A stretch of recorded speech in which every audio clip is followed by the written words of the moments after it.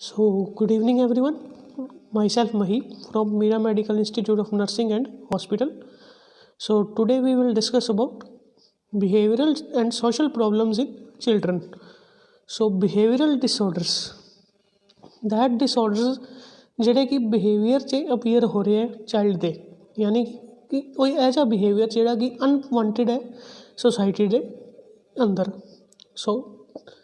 सो मेरी audio clear है तो प्लीज़ कोई कमेंट करके दस दो।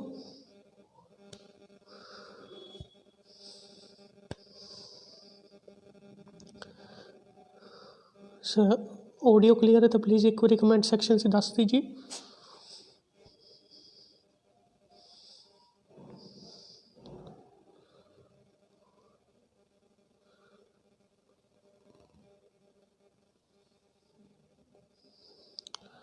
Okay, so I think audio is clear. So first we will start with the definition. Behavioral disorders या ਇਹਨਾਂ ਨੂੰ ਆਪਾਂ डिसरप्टिव behavioral disease ਵੀ ਕਹਿੰਦੇ ਹਾਂ। ਇੱਕ ਇਹ ਜਿਹੇ ਸਿੰਪਟਮਸ ਜਾਂ ਡਿਜ਼ੀਜ਼ ਹੈ ਜਿਹੜੇ ਕਿ ਇੱਕ ਚਾਈਲਡ ਦੇ ਬਿਹੇਵੀਅਰ 'ਚ ਅਪੀਅਰ ਹੋ ਰਹੇ ਆ, ਯਾਨੀ ਕਿ ਕੋਈ ਇੱਕ ਇਹੋ ਜਿਹਾ ਬਿਹੇਵੀਅਰ ਉਹ ਸ਼ੋ ਕਰ ਰਿਹਾ ਜਿਹੜਾ ਕਿ ਅਨਐਕਸੈਪਟੇਬਲ ਹੈ ਸੋਸਾਇਟੀ ਦੇ ਅਕੋਰਡਿੰਗ ਐਜ਼ ਔਰ ਉਹਦੀ ਏਜ ਗਰੁੱਪ ਦੇ ਅਕੋਰਡਿੰਗ। ਸੋ ਜਿਵੇਂ ਕਿ ਇੱਕ ਪਰਟੀਕੂਲਰ ਡੈਫੀਨੇਸ਼ਨ ਹੈ, डिसरप्टिव behavior disorders या behavior disorders are also known as disruptive behavior disorders, which are the most common reasons that parents take their child to the mental health expert. So this is the definition of behavioral disorders. Next is causes. So what are the reasons behind behavioral disorders? So mainly ਇਹਦੇ 'ਚ reasons ਆ ਦੇਖਦੇ physically ਕੋਈ ਅਗਰ ਅਬਿਊਜ਼ਡ ਹੈ child ਜਾਂ ਉਹਦੇ 'ਚ ਕੋਈ ਵੈਸੇ ਕੰਜਨਾਈਟਲ ਮਾਲਫੋਰਮੇਸ਼ਨਸ ਹੈ, ਕੋਈ ਬ੍ਰੇਨ ਉਹਦਾ ਇੰਪਰੋਪਰ ਡਿਵੈਲਪ ਹੋਇਆ ਜਾਂ ਇੰਟਰਾਯੂਟਰਾਈਨ ਗਰੋਥ ਰਿਟਾਰਡੇਸ਼ਨ ਦਾ ਕੇਸ ਹੈ, ਯਾਨੀ ਕਿ ਉਹਦਾ ਬ੍ਰੇਨ 'ਚ ਡੈਮੇਜ ਹੋਇਆ due to oxygen insufficiency to the brain. So that was IUGR। So next cause is malnutrition. Improper ਅਗਰ ਵੀਨਿੰਗ ਪ੍ਰੈਕਟਿਸਿਸ ਆਪਾਂ ਦੇ ਰਹੇ ਚਾਈਲਡ ਨੂੰ, ਸੋ ਇਹਦੇ ਕਰਕੇ ਜਿਹੜੇ ਹੈ ਪ੍ਰੋਬਲਮ ਆ ਸਕਦੀ ਹੈ। ਪ੍ਰੋਪਰ ਬ੍ਰੈਸਟ ਫੀਡ ਨਹੀਂ ਦੇ ਰਹੇ ਜਿਹਦੇ ਕਰਕੇ ਕੋਈ ਪ੍ਰੋਬਲਮ ਆ ਰਹੀ ਹੈ ਚਾਈਲਡ 'ਚ, ਯਾਨੀ ਕਿ ਉਹਦੀ ਡਾਈਟ ਪ੍ਰੋਪਰ ਨਹੀਂ ਗੀ, ਉਹਦੀ ਵੀਨਿੰਗ ਪ੍ਰੋਪਰ ਨਹੀਂ ਗੀ, ਟਾਈਮ ਟੂ ਟਾਈਮ ਉਹਨੂੰ ਪ੍ਰੋਪਰ ਨਿਊਟਰੀਐਂਟਸ ਨਹੀਂ ਮਿਲ ਰਹੇ, ਜਿਵੇਂ ਕਿ ਕਵਾਸ਼ੀਓਰਕਰ ਜਾਂ ਮਰਾਸਮਸ ਦੀ ਕੰਡੀਸ਼ਨ ਹੈ ਚਾਈਲਡ 'ਚ, ਜਾਂ ਫੈਮਿਲੀ ਅਫੋਰਡ ਨਹੀਂ ਕਰ ਪਾ ਰਹੀ ਪ੍ਰੋਪਰ ਵੀਨਿੰਗ ਨੂੰ। ਸੋ ਇਹ ਸਭ ਕਾਜ਼ਿਜ਼ ਹੈ ਮਾਲ ਨਿਊਟ੍ਰੀਸ਼ਨ ਦੇ, ਜਿਹਦੇ ਕਰਕੇ ਬਿਹੇਵੀਅਰਲ ਡਿਸਆਰਡਰਸ ਅਪੀਅਰ ਹੋ ਸਕਦੇ ਆ। ਸੈਕਿੰਡ ਇਜ਼ ਹੈਰੀਡਿਟਰੀ ਫੈਕਟਰਸ, ਯਾਨੀ ਕੋਈ ਵੀ ਹੈਰੀਡਿਟਰੀ ਫੈਕਟਰਸ ਹੋ ਸਕਦੇ ਜੈਨੇਟਿਕਲੀ ਜਾਂ ਕੋਈ ਐਬਨੋਰਮੈਲਿਟੀ ਡਿਵੈਲਪਮੈਂਟ 'ਚ ਹੋਈ ਹੈ ਜਿਹਦੇ ਕਰਕੇ ਉਹਦਾ ਬ੍ਰੇਨ ਪ੍ਰੋਪਰਲੀ ਫਾਰਮ ਨਹੀਂ ਹੋਇਆ, ਜਾਂ ਹਾਈਡਰੋਸੈਫਲਸ ਹੋ ਗਿਆ, ਕੋਈ ਵੀ ਇਹੋ ਜਿਹੀ ਐਬਨੋਰਮੈਲਿਟੀਜ਼ ਨੂੰ ਆਪਾਂ ਕੰਸੀਡਰ ਕਰ ਸਕਦੇ ਹਾਂ। ਸੋ नेक्स्ट इज़ अनरियलिस्टिक एक्सपेक्टेशन। अगर कोई अनरियलिस्टिक एक्सपेक्टेशन है पेरेंट्स की चिल्ड्रन से, अगर कोई अनरियलिस्टिक एक्सपेक्टेशंस है चिल्ड्रन की पेरेंट्स से, तो ये सब प्रॉब्लम्स अपीयर हो सकती है। Next is broken family. अगर फैमिली ब्रोकन है, कोई लड़ाई झगड़े ज़्यादा हो रहे हैं फैमिलीज़ में, तो इसके कारण भी बिहेवियरल डिसऑर्डर्स बन सकते हैं चिल्ड्रन के अंदर। Next is इनएडिक्वेट family environment.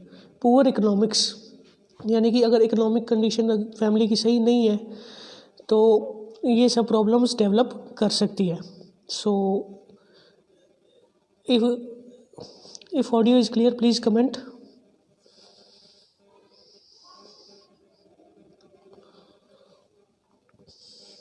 So next is mentally and physically sick handicapped children. अगर कोई मेंटल रिटार्डेशन का पेशेंट है तो उसमें भी ये सब कंडीशंस डेवलप हो सकती है। इलिटरेसी अगर पेरेंट्स के अंदर, तो प्रॉपर उसकी विनिंग प्रैक्टिसेस के बारे में, उसके इम्यूनाइजेशन के बारे में अगर नॉलेज नहीं है पेरेंट्स को, तो भी ये डिसऑर्डर्स अपीयर हो सकते हैं।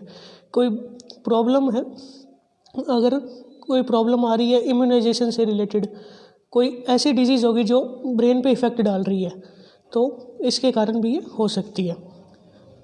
अगर फैमिली में के अच्छे सोशल रिलेशन नहीं है कम्युनिटी में, मतलब अगर उसके रिलेशन अच्छे नहीं है, आपस में IPR अच्छे नहीं है, पड़ोसियों वगैरह में झगड़े हो रहे हैं, तो बच्चे पे भी इसका बैड इम्पैक्ट बढ़ रहा है। सो इसके कारण भी ये हो सकता है। ओके, देन नेक्स्ट आ गया influence of mass media.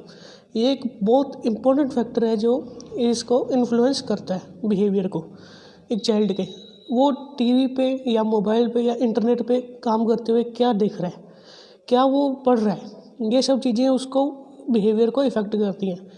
Because एक चाइल्ड का जो बिहेवियर या ब्रेन है वो एक क्लियर पेपर की तरह होता है। उसको ऊपर जिस तरह डायरेक्शन में मोड़ देंगे वो उसी डायरेक्शन में चलेगा। सो ये सब चीज़ें इस चीज़ को इफ़ेक्ट करती हैं। So that was all about causes of behavioral disorders among children. So next we will study about types of behavioral disorders. So mainly दो टाइप्स में अपन ब्रॉडली इसको क्लासीफाई करते हैं। First is habit disorders, second is conduct disorders. So first we will discuss about habit disorders. So habit disorders में आ गया जो ऐसी हैबिट्स जो उसकी परमानेंटली उसके माइंड में इम्बेड हो चुकी है, भी वो हैबिट वो कंटिन्यूसली परफॉर्म कर रहा फॉर सेटिस्फैक्शन, बट वो सोशली अनएक्सेप्टेबल है। So this condition will lead to the behavioural disorders और ऐसे हैबिचुअल बिहेवियरल डिसऑर्डर्स। सो इसमें फर्स्ट आ गया थंब सकिंग। वो अगर एंग्री होता है या उसको सेटिस्फैक्शन नहीं मिल पा रही है तो वो अपने थंब को सक करना शुरू कर देता है।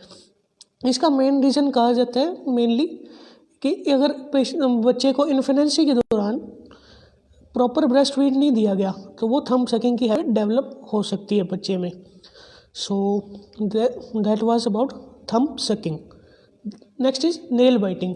अपने दांतों से अपने नाखूनों को काटता है वो, नेल बाइटिंग। इसका रीज़न हो सकता है ये भी वो फियर के दौरान कर सकता है, अगर किसी चीज़ के उसके स्ट्रेस है उसके माइंड पे तो इसके कारण भी ये हो सकता है। So that was about nail biting.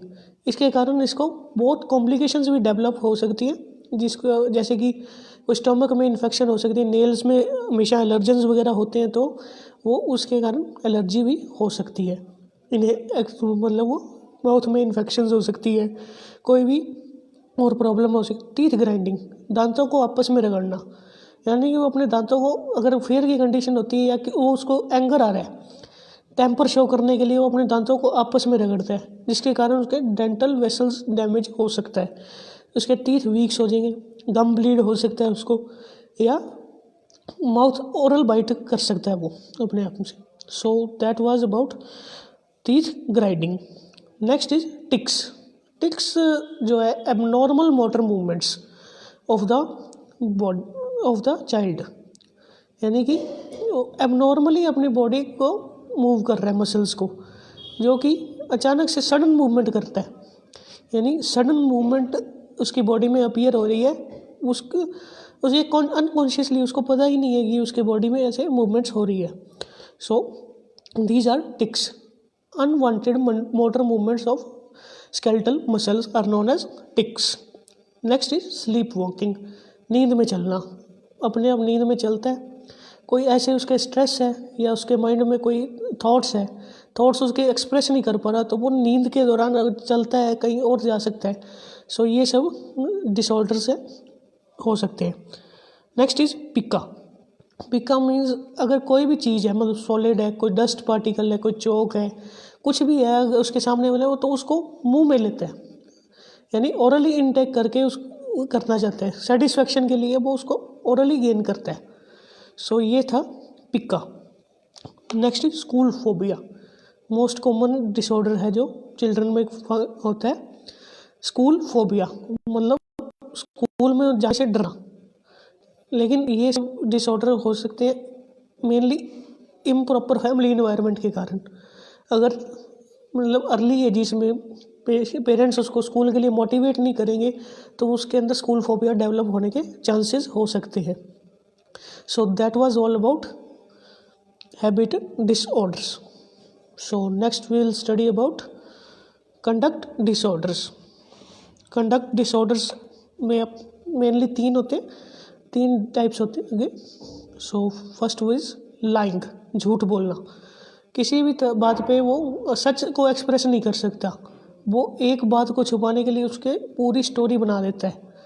सो इसके अंदर भी ये पेरेंट्स का मेजर रोल होता है। अगर लाइंग कर रहा है पेरेंट्स तो उसको पनिशमेंट देंगे तो ये प्रॉब्लम सॉल्व भी हो सकती है।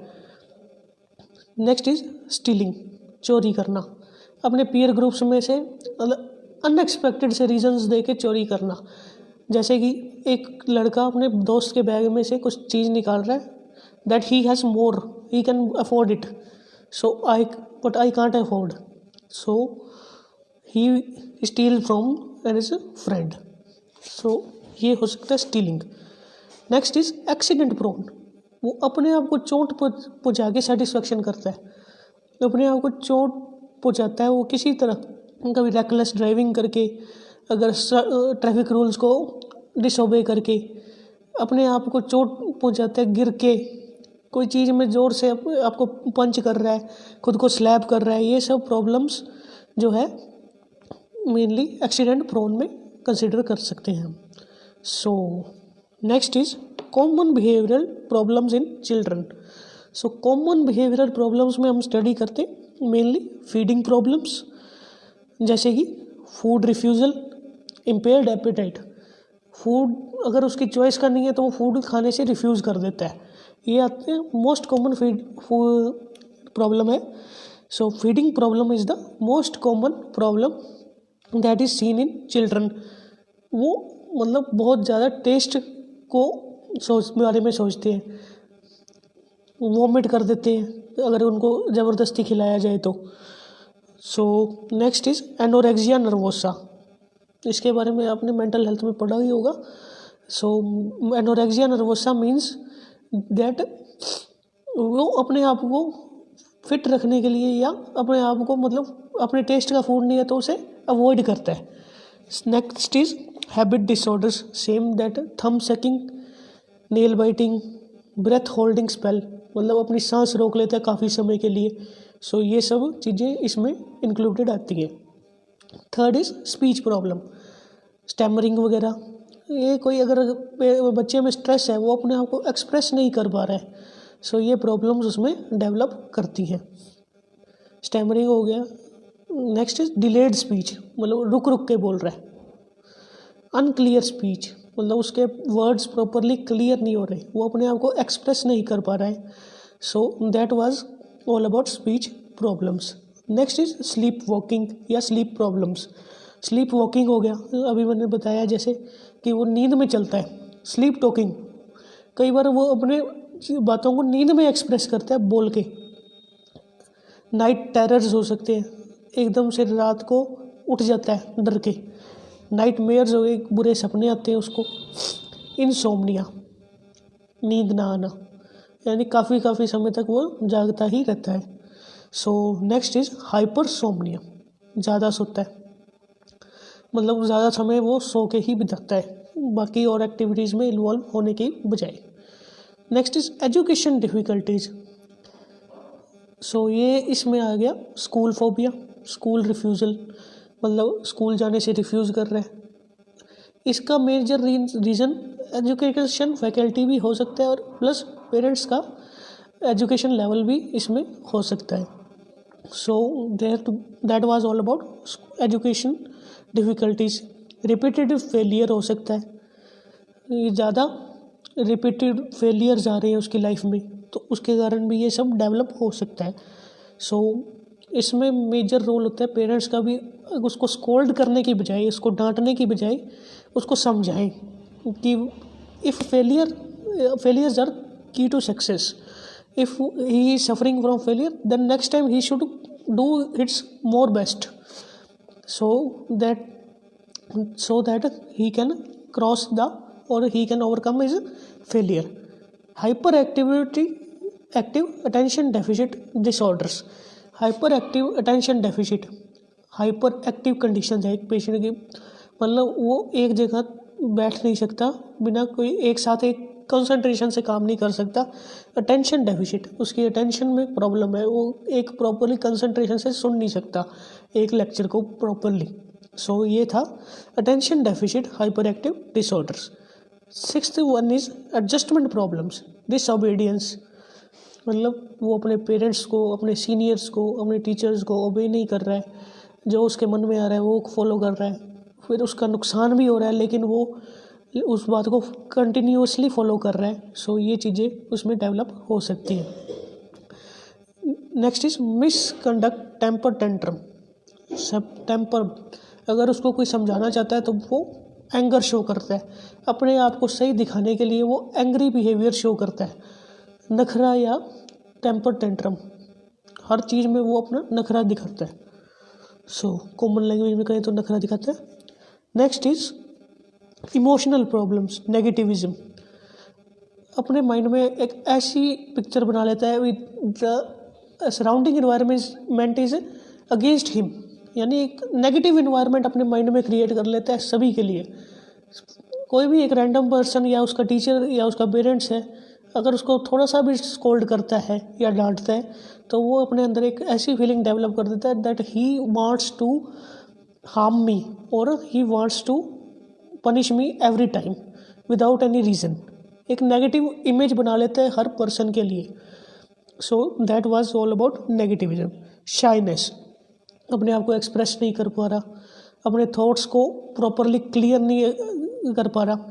अगर उसके माइंड में अगर कोई क्वेश्चन अराइज हो भी रहा है तो वो उसको आस्क कर नहीं पा रहा, अपने डाउट्स को क्लैरिफाई नहीं कर पा रहा, जिसके कारण उसके माइंड में डिस्टर्बेंसेस क्रिएट हो रही है और बहुत ज़्यादा डिस्टर्बेंस क्रिएट होती है, जिसके कारण वो स्ट्रेस में आता है और वो एक फियरफुल कंडीशन उसके अंदर डेवलप हो जाती है। वो कोई भी लीडरशिप स्किल्स उसके ख़त्म हो जाते हैं, कोई भी किसी चीज़ को मैनेज नहीं कर पाता अपनी लाइफ की। सो ये थे शाइनेस।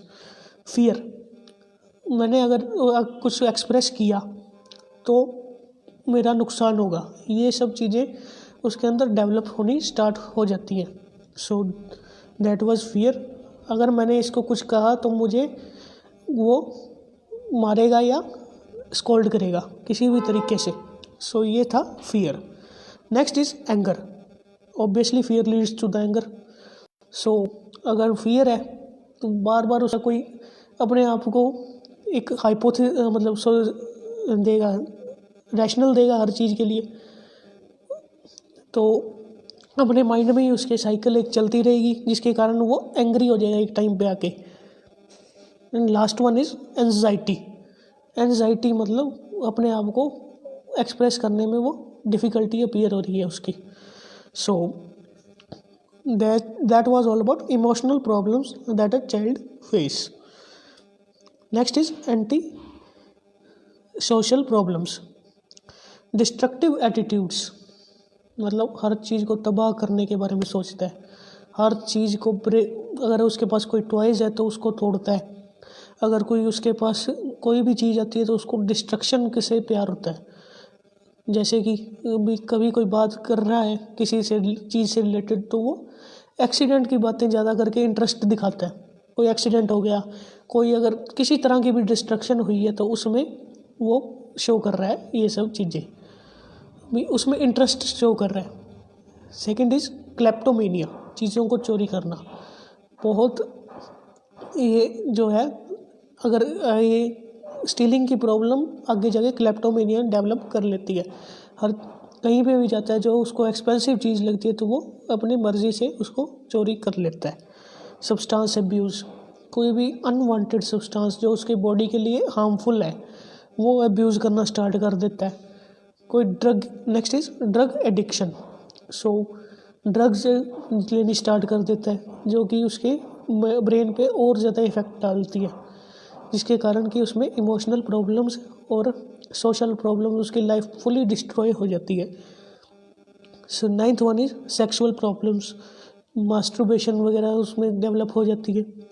हैबिट, वो एक हैबिट बना लेता है उस चीज़ को।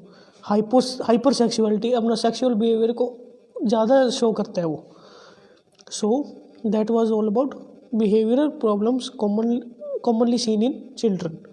So next we will study about behavioural problems of infancy. So infants में जो बिहेवियरल प्रॉब्लम्स आ रही हैं वो हम स्टडी करेंगे। First is impaired appetite. अगर इम्प्रॉपर फीडिंग या वीनिंग प्रैक्टिसेस है तो उसकी एपेटाइट इम्पेयर हो जाएगी। मतलब अगर मदर उसको डिमांड फीड नहीं दे पा रही है, कोई ऐसी इकोनॉमिक कंडीशन है भी, वो ब्रेस्ट की इन्फेक्शन है और वो जो है फार्मूला फीड अवेलेबल नहीं है, तो इसके कारण भी ये सब चीज़ें डेवलप हो सकती हैं। इम्प्रॉपर वीनिंग है प्रैक्टिसेस अगर परफॉर्म कर रहे हैं पेरेंट्स, सो अगर फूड उसके मतलब टेस्ट के अकॉर्डिंग नहीं है चाइल्ड के अंदर, तो भी ये प्रॉब्लम्स डेवलप हो सकती हैं। So next is abdominal colic. Abdominal colic क्या important cause of feeding problems in children. Infants में भी अगर कॉलिक की इन्फ्लामेशन है या कोई पाइलोरिक स्टेनोसिस वगैरह है, तो जिसके कारण फूड रिफ्यूज़ल की प्रॉब्लम आ सकती है। सो स्ट्रेंजर एंजाइटी। अगर कोई स्ट्रेंजर आता है तो उनसे वो एंजाइटी डेवलप होती है। अगर वो अपने आप को एडजस्ट नहीं कर पाते तो ये सब प्रॉब्लम्स उसमें डेवलप हो जाती है। So that was all about behavioural problems in infancy.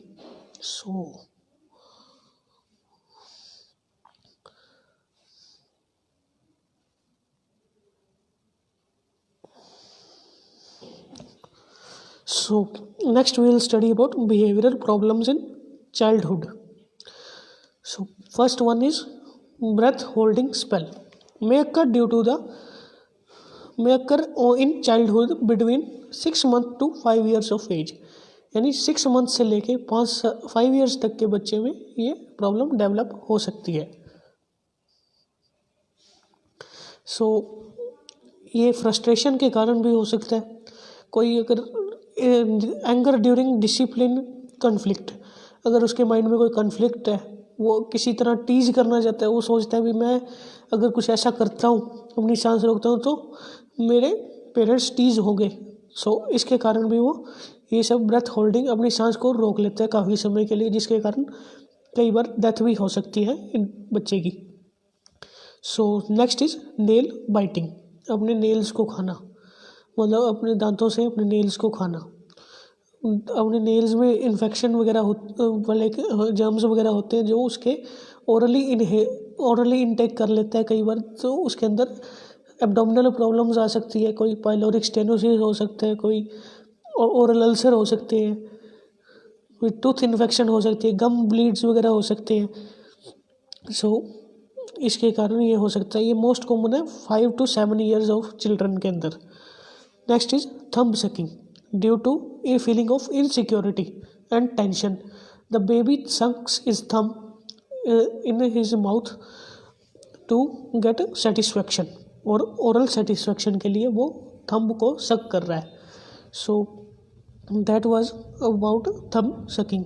अगर वो एंगर में है या वो अपने आप को सेटिस्फैक्शन प्रोवाइड करने के लिए वो थंब को सक करता है। ये मेनली डेवलप होती है अगर इम्प्रॉपर वीनिंग हुई है चाइल्ड की, वो प्रॉपरली फीडिंग उसको नहीं मिल पाई है, तो वो ओरली अपने आप को सेटिस्फाई करने के लिए थंब को सक करता है। So fourth one is bed wetting. Bed wetting, रात को वो बेड पर यूरिन पास आउट करता है नाइट टाइम मेनली। सो ये 4 to 6 ईयर्स के चाइल्ड में कॉमन होती है। अपने यूरिनरी एक्सटर्नल स्फिंक्टर पे वो इम्प्रॉपर कंट्रोल डेवलप होता है, जिसके कारण कि यूरिन उसका पास आउट हो जाता है। ये मेनली टेरर्स के कारण भी हो सकता है, नाइटमेयर्स के कारण हो सकता है, कोई अगर उसके दिमाग में स्ट्रेस है उसके कारण भी हो सकता है।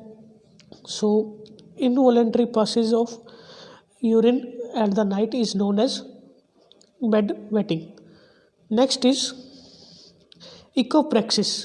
इकोप्रेक्सिस means in passage of faeces at inappropriate places.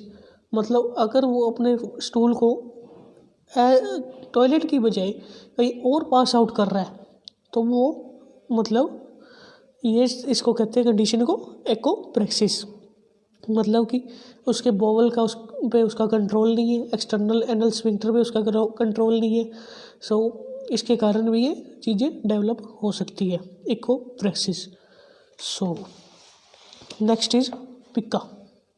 पिक्का is eating non edible substances, मतलब अगर कोई सब्सटेंस उसके लायक नहीं है, जो वो खा नहीं सकता, is for example sand, chalk and wooden piece, coins, कोई भी चीज़ ऐसी है जो वो खा नहीं सकता लेकिन वो ओरली गेन कर रहा है। सो ये सब कंडीशन होती है pica. Next is tics, sudden abnormal movements और involuntary repetitive movements in the skeletal muscles are known as pica और tics. Sorry, tics mainly neck की होती है, आईज की हो सकती है, कोई फिंगर्स की हो सकती है, कोई मतलब टिक्स डिसऑर्डर जैसे कि वो अपने पैर को बार बार हिला रहा है, तो ये सब चीज़ें डेवलप हो सकती हैं। So that was all about behavioural problems in children. So as a nurse इसमें नर्सिंग रिस्पॉन्सिबिलिटीज हम स्टडी करेंगे। First, assessment of the problem and find out the exact cause and responsible factors. So अगर कोई problem उसमें study करेंगे, उसकी family की history लेंगे, फैमिली इन्वायरमेंट चेक करेंगे, अगर कोई उसकी सराउंडिंग में प्रॉब्लम आ रही है तो वो हम स्टडी कर सकते हैं उसके बारे में। सो ये था पिक्का।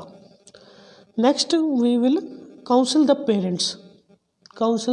Parents regarding the proper weaning, proper mental development of the child. अगर उसमें कोई अगर इंटर प्रेगनेंसी के दौरान भी ये काउंसलिंग दी जाती है पेरेंट्स को, और आफ्टर द चाइल्ड बर्थ भी ये काउंसलिंग देनी अपनी नर्सिंग रिस्पॉन्सिबिलिटी रहती है। So that was all about nursing responsibilities related to parents. Teachers का इसमें मेजर रोल होता है। अगर उसमें कोई प्रॉब्लम आ रही है, अगर टीचर को लग रहा है भी उसमें कोई स्कूल फोबिया वगैरह डेवलप हो रहा है, तो उसको शांति से बिठाकर समझाना चाहिए, स्कूल में उसको मोटिवेट करना चाहिए एजुकेशन के लिए, ऑडियो विजुअल एड्स का यूज़ करना चाहिए। अगर कोई स्कूल के लिए उसका इंटरेस्ट डेवलप करना चाहिए, कोई मास मीडिया को ऐसे डेवलप करना चाहिए भी उसका इंटरेस्ट बने एजुकेशन की तरफ। एक पॉजिटिव रीइंफोर्समेंट अगर कोई वो काम कर रहा है, और अगर कोई वो नेगेटिव कर रहा है तो नेगेटिव रीइंफोर्समेंट उसको देनी चाहिए, ताकि वो आदत उसकी हैबिट ना बने।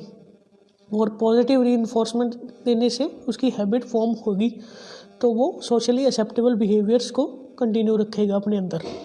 So that encouraging the child for behavior modification, nurse should also encourage the child for behavior modification।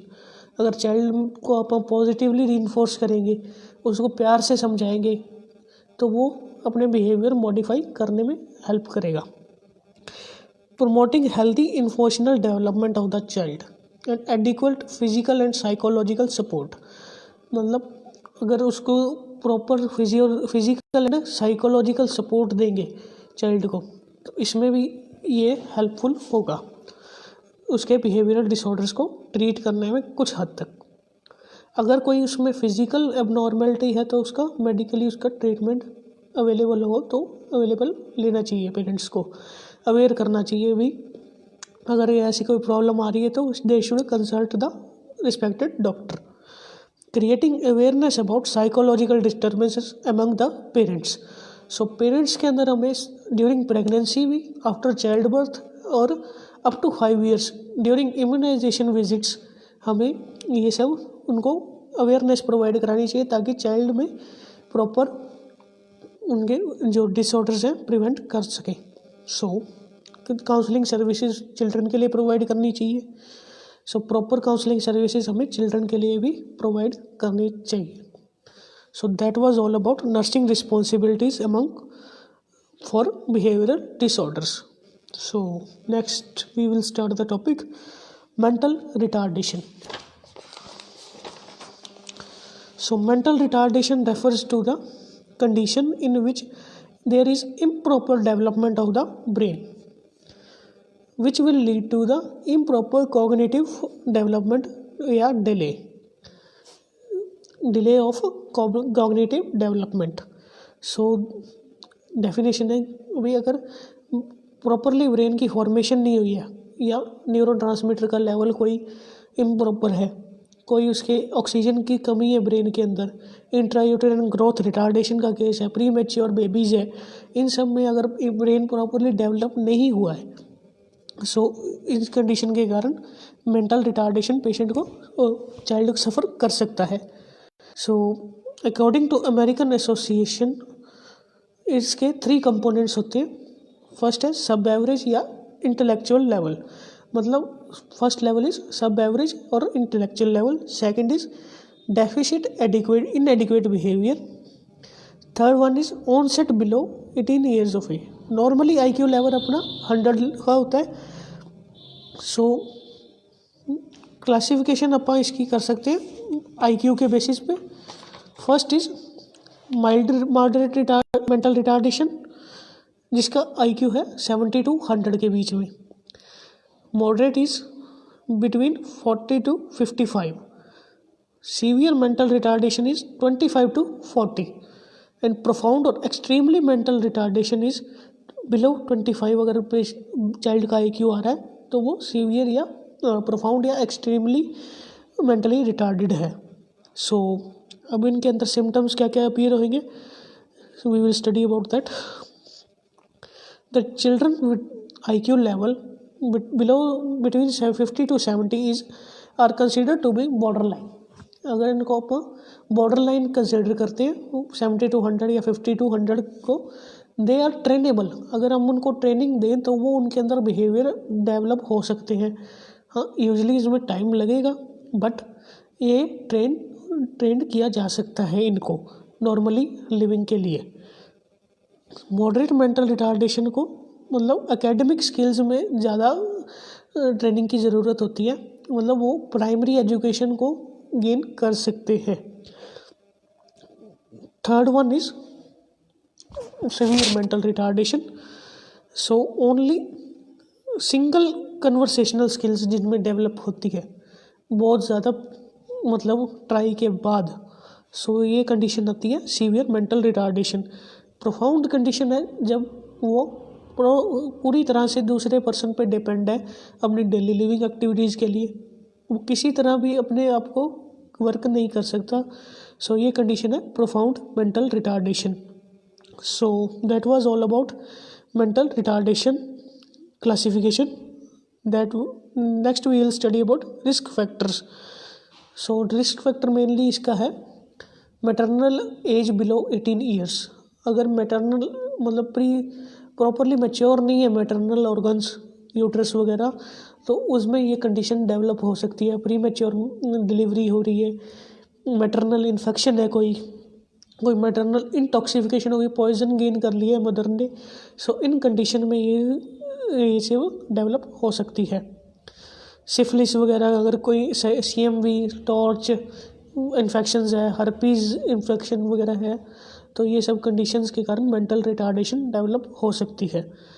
Maternal disease, कोई हार्ट डिजीज़ है, कोई प्री एक्लैम्प्सिया है, जिसके कारण बेबी के ब्रेन को प्रॉपर ऑक्सीजन सप्लाई नहीं जा पा रही है। सो इन कंडीशंस में मेंटल रिटार्डेशन डेवलप हो सकती है बेबी में। कोई जेनेटिक डिजीज़ है, डाउन सिंड्रोम है, क्लिनफिल्टर सिंड्रोम है, ट्राइसोमी वगैरह डिजीज़ हैं, सो इनमें ये कंडीशन डेवलप हो सकती है। Next is congenital abnormalities. अगर कोई कंजेनाइटल एबनॉर्मलिटीज़ है पेशेंट में, सो ये कंडीशन डेवलप हो सकती है। Next is intrauterine infection. अगर इंट्रायूटेराइन कोई एमनियोटिक लीकेज है, हाइड्रोएमनियोस वगैरह कंडीशन है, इनके कारण मेंटल रिटार्डेशन डेवलप हो सकती है पेशेंट में, बेबी में।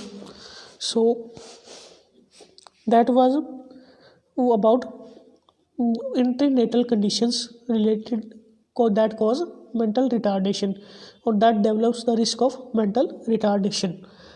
So postnatal कोई CNS इन्फेक्शन होगी, कोई मेनिंजाइटिस होगी, इम्प्रॉपर इम्यूनाइजेशन के कारण उसके अंदर कोई ब्रेन की इन्फेक्शन होगी, कोई हाइड्रोसेफलस वगैरह की कंडीशन आ गई, कोई ब्रेन को इंजरी हुई है ड्यूरिंग डिलीवरी या ड्यूरिंग फोर्सेप्स डिलीवरी, ब्रेन को कोई डैमेज पहुंचा है, तो उसके कारण भी ये कंडीशन डेवलप कर सकती है।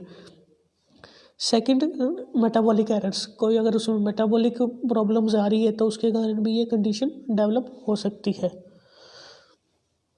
नेक्स्ट इज इन्वायरमेंटल फैक्टर्स, अगर कोई उसके प्रॉपर उसके ओर ध्यान ही नहीं दे रहा है बट न्यू बॉर्न बेबी की तरफ, वो अपने आप को मेंटली डेवलप ही नहीं कर पा रहा है, ओवर बिजी पेरेंट्स है तो बेबी की ओर ध्यान नहीं दे पा रही है, सो इन कंडीशंस में भी मेंटल रिटार्डेशन डेवलप हो सकती है। Next is sign and symptoms. Infancy में poor feeding, uncoordinated sucking, first main sign symptom है पुअर फीडिंग, वो मतलब प्रॉपर सक नहीं कर पाएगा अगर अपन उसको ब्रेस्ट फीड प्रोवाइड कर रहे हैं तो। अनकोऑर्डिनेटेड सकिंग, अगर वो ब्रेस्ट फीड ले रहा है तो उसकी सकिंग का एक कोऑर्डिनेटेड मैनर नहीं है जैसे कि एक नॉर्मल बेबी में होता है। पुअर वेट, अगर उसका वेट क्या है डिक्रीज्ड होगा नॉर्मल से। नेक्स्ट इज विजुअल अलर्टनेस नहीं है, अगर अपन उसके रिफ्लेक्सेस को चेक करते हैं तो इम्प्रॉपर है। ऑडिटरी रिस्पॉन्स नहीं है, जैसे सोशल रिफ्लेक्सेस वगैरह नहीं है। सो नेक्स्ट इज एल्डर या अडल्ट मतलब टॉडलर वगैरह में ये क्या जो सिम्टम्स आएंगे, delayed speech and language. First मतलब उसकी स्पीच में प्रॉब्लम आएगी, स्टैमरिंग वगैरह करेगा, अगर थोड़ा सा भी बोलने की कोशिश करेगा तो उसकी लैंग्वेज प्रॉपर डेवलप नहीं हो पाएगी। डिलेड मोटर माइलस्टोन्स जो मोटर डेवलपमेंट है, वॉकिंग, टॉकिंग या कुछ भी इसी तरह के हैंड मूवमेंट्स है, पाम मूवमेंट्स है, वो डेवलप नहीं कर पाएगा। मतलब कंडीशन ऐसी होगी कई प्रोफाउंड कंडीशन में तो अबाउट 1 ईयर्स तक वो क्रीपिंग क्रॉलिंग ही कर रहा होगा। So failure to achieve independency, मतलब अपने आप को इंडिपेंडेंटली कुछ भी वो कर नहीं सकेगा। कंसंट्रेशन पुअर होगी उसकी, हियरिंग लॉस हो सकता है, विजन लॉस हो सकता है, कोई इमोशनल प्रॉब्लम्स हो सकती हैं। सो नेक्स्ट आ गया डल फेस उसका डल होगा, मतलब कंफ्यूज सा लगेगा, आप अगर उसको देखेंगे इरिटेबल होगा, बहुत जल्दी इरिटेट हो जाएगा। So that was all about sign and symptoms of mental retardation. So next we will study about diagnosis अपन ऑब्जर्वेशन से कर सकते हैं, इसका हिस्ट्री टेकिंग से कर सकते हैं, ऑब्स्टैटिकल हिस्ट्री से चेक कर सकते हैं। अगर मैटरनल हिस्ट्री लेंगे तभी पता चलेगा अगर मैटरनल कंडीशन के कारण कोई मेंटल रिटार्डेशन डेवलप कर रही है तो। विजन स्क्रीनिंग कर सकते हैं अगर इन टॉडलर्स, हियरिंग स्क्रीनिंग कर सकते हैं, देन फिजिकल स्क्रीनिंग कर सकते हैं अगर कोई फिजिकली उसमें एबनॉर्मेलिटी है, वो न्यूरोलॉजिकल स्क्रीनिंग कर सकते हैं अगर ब्रेन की कोई एबनॉर्मेलिटी डेवलप हुई है साथ। सो that was about diagnosis of mental retardation. Next is treatment में माइल्ड केसेस आर एडुकेबल, यानी मॉडरेट माइल्ड केसेस को हम एजुकेशन प्रोवाइड करवाएं तो उनमें बिहेवियर उनका इम्प्रूव कर सकते हैं। Moderate cases are trainable, moderate cases को हम ट्रेनिंग दे सकते हैं basic. Severe cases are curable, उनको क्योर क्लिनिकल रिक्वायरमेंट की ज़रूरत है, असिस्टेंस की ज़रूरत है फॉर देयर डेवलपमेंट या treatment. So profound cases behave like a baby, चाहे वो कितने भी बड़े हो जाए वो बिहेव करेंगे बेबी की तरह। So complete dependent on the parents for life time, वो अपने लाइफ टाइम के लिए पेरेंट्स पे ही डिपेंड होते हैं। So that was all about treatment of mental retardation. Next, how can we prevent mental retardation. So firstly अगर maternal कोई condition है तो उसको एलिमिनेट कर सकते हैं प्राइमरी प्रिवेंशन के अंदर। सेकेंडरी में अर्ली डायग्नोज कर सकते हैं, अगर लग रहा है अभी मैटरनल कंडीशन के कारण बेबी का ब्रेन इफेक्ट हो रहा है तो हम उनको अर्ली डायग्नोज कर सकते हैं। टर्शरी में जब अगर मेंटल रिटार्डेशन डेवलप होगी तो उसको सीवियर कंडीशन पर जाने से रोकना होगा ताकि कॉन्सिक्वेंसेस ज़्यादा ना डेवलप हो बेबी के अंदर। So next we will study about physically handicapped children या फिजिकली हैंडीकैप्ड या physically harmed undeveloped children. So ये चिल्ड्रन होते हैं जो जिनके अंदर फिजिकली कोई माल फॉर्मेशंस होती है बॉडी में। सो इन कंडीशंस के कारण जो है वो अपने प्रॉपरली लिविंग एक्टिविटीज़ परफॉर्म नहीं कर पाते। सो कॉजेज़ क्या है इसके मेनली, मतलब दो child who are divide of parents, अगर मतलब उनके प्रॉपर पेरेंटल केयर नहीं है तो ज़्यादा एक्सीडेंट प्रोन होंगे, जिसके कारण वो हैंडीकैप हो सकते हैं। ब्रोकन फैमिलीज है तो केयर नहीं हो रही है तो एक्सीडेंट प्रोन ज़्यादा होंगे। सो इनएडिक्वेसी ऑफ द पेरेंट्स, अगर पेरेंट्स उन पर ध्यान नहीं दे पा रहे हैं तो भी ये कंडीशन डेवलप हो सकती है। So lack of educational facilities, अगर उनमें उनको एजुकेट नहीं कर पा रहे, पहले ही अगर मेंटल रिटार्डेशन का केस है तो उनको अगर प्रॉपरली ट्रीट नहीं कर पा रहे हैं तो वो फिज़िकली भी हैंडीकैप हो सकता है। सो अगर मैटरनल कोई इंजरी हुई है, एक्सीडेंट्स हो सकता है, ड्यूरिंग इंट्रायूटेराइन लाइफ हो सकता है, प्री मैच्योरिटी हो सकता है, कोई फोर्सेप्स डिलीवरी के दौरान अगर उसके ऑर्गन्स इंजर हो गए हैं तो ये सब कंडीशंस डेवलप कर सकती है। So that was all about physically handicapped children. Next we'll study about socially handicapped children are the child who have lost improper social relationships, या socially उनके proper relations नहीं है, वो मतलब सोसाइटी में उनकी कोई पोजीशन नहीं है, उनकी कोई फैमिली नहीं है, वो अकेले हैं बिल्कुल, वो कंडीशंस हो सकती हैं। सो मेनली इसका कॉजेज़ भी यही है। ऑर्फन चिल्ड्रन हो सकता है, कोई अगर किडनैपिंग वगैरह का केस है तो वो उनको वैसे ही छोड़ दिया जाता है सड़क वगैरह पे, तो ये सब कंडीशन डेवलप हो सकती है। अब्यूज़ चिल्ड्रन है, अगर उनको किसी तरीके से अब्यूज़ किया गया है, फिज़िकली सोशली किसी तरह अब्यूज़ किया गया तो भी ये कंडीशन डेवलप हो सकती है। इनको सोशली चैलेंज्ड भी कह सकती है। So child labour most common problem है जो अपने, इसके कारण भी हो सकता है ये socially handicap.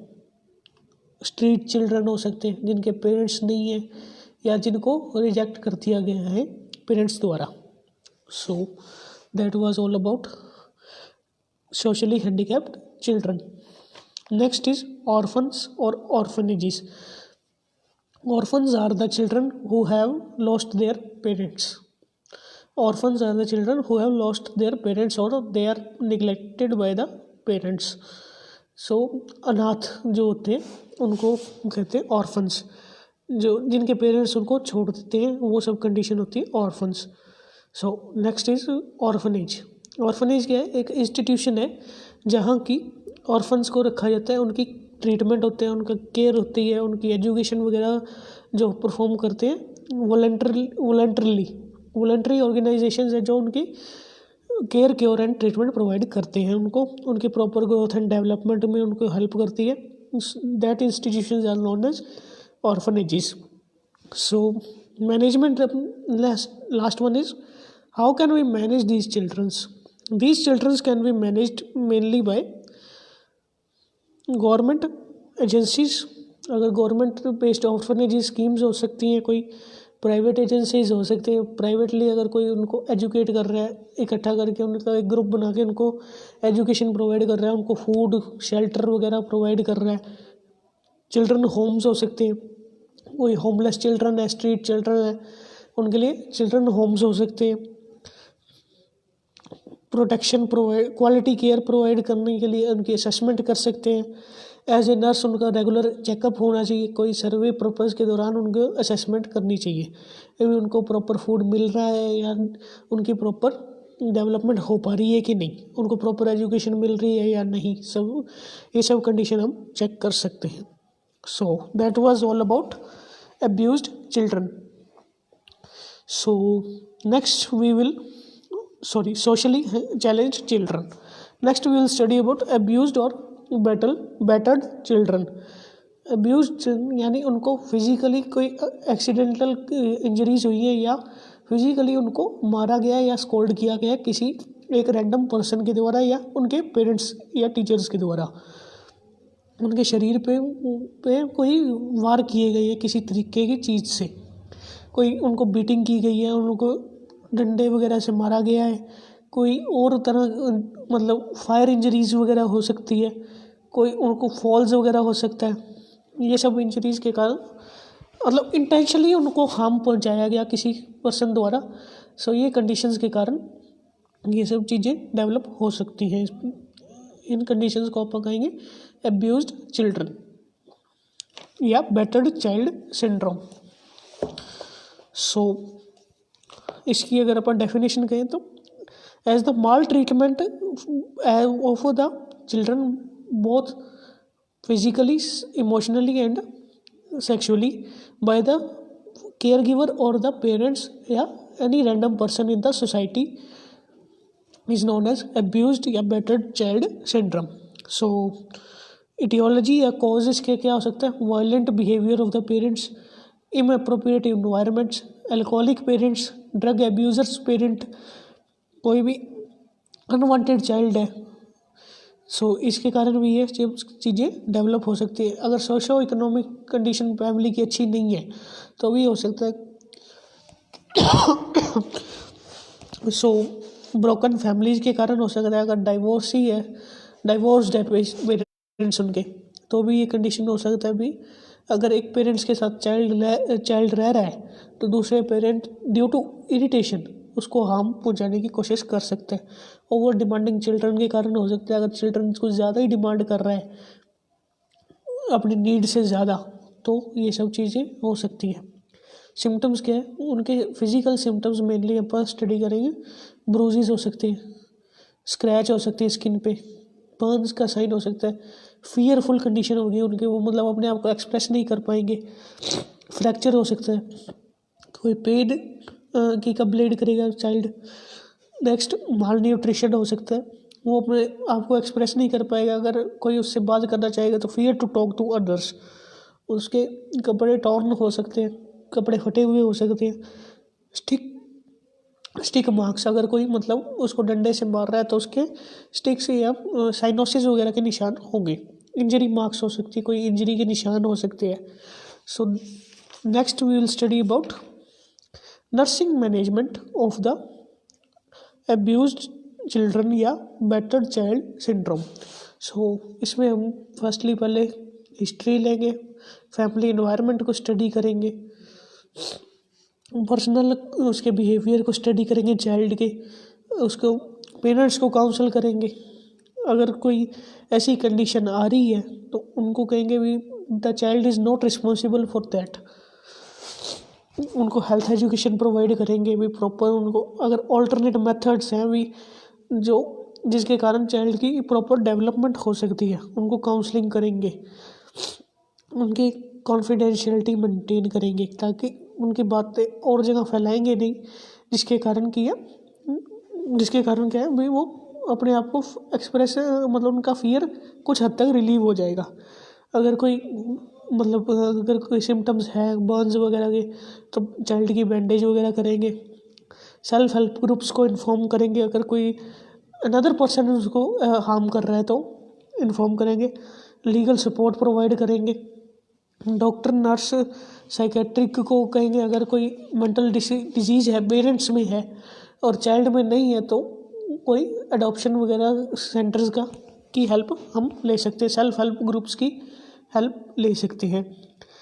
So that was all about और अब्यूज्ड और better child syndrome. So these were our behavioral disorders among children. So I hope everything is clear. Still, if any doubt, you can ask in comment section.